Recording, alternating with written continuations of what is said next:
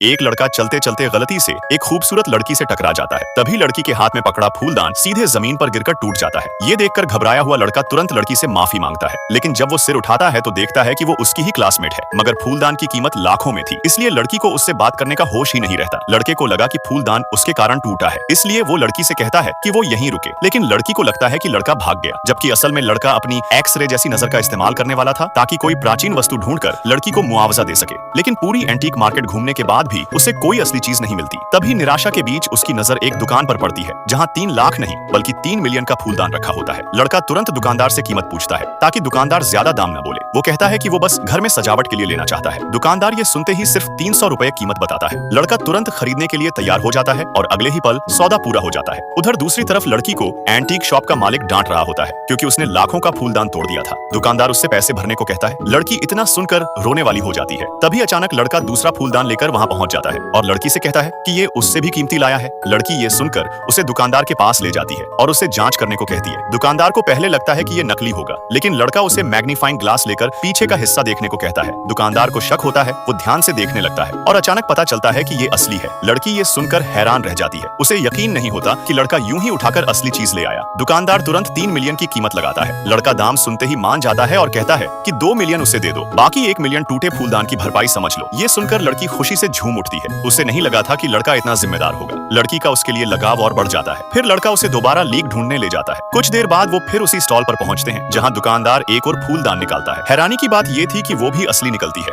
लड़का फिर से सिर्फ 300 में खरीद लेता है। लड़की उसकी नजर की ताकत से पूरी तरह प्रभावित हो जाती है। वो समझ नहीं पाती कि उसने एक नजर में असली नकली कैसे पहचान ली। इसके बाद वो वापस एंटीक शॉप जाने वाले होते हैं। तभी लड़के की नजर एक पेंटिंग वाले स्टॉल पर पड़ती है और वो एक 8 घोड़ों की पेंटिंग देखता है जो असली होती है। वो दुकानदार से कीमत पूछता है। दुकानदार सिर्फ 1000 बताता है। लड़का समझ जाता है कि दुकानदार को असली कीमत नहीं पता और तुरंत पैसे देकर खरीद लेता है। फिर दोनों चीजें लेकर एंटीक शॉप पहुंचते हैं। दुकानदार फूलदान देखते ही असली पहचान लेता है और 3 मिलियन में खरीदने को तैयार हो जाता है, लेकिन लड़का कहता है कि पहले पेंटिंग देख लो। जैसे ही पेंटिंग खोली जाती है, दुकानदार पहचान लेता है कि ये 8 घोड़े वाली पेंटिंग है। वो पूरी तरह चौंक जाता है और सीधे 1 करोड़ की बोली लगा देता है। लड़का तुरंत सौदा मंजूर कर लेता है। लड़की ये सब देखकर पूरी तरह हैरान रह जाती है। उसे यकीन नहीं होता कि एक ही दिन में उन्होंने 1.5 करोड़ कमा लिए। इसके बाद लड़की उसे एक जगह चलने को कहती है। लड़का बिना सवाल किए मान जाता है, लेकिन वो जगह होटल निकलता है। सब्सक्राइब कर लो, जल्द ही अगली वीडियो आने वाली है।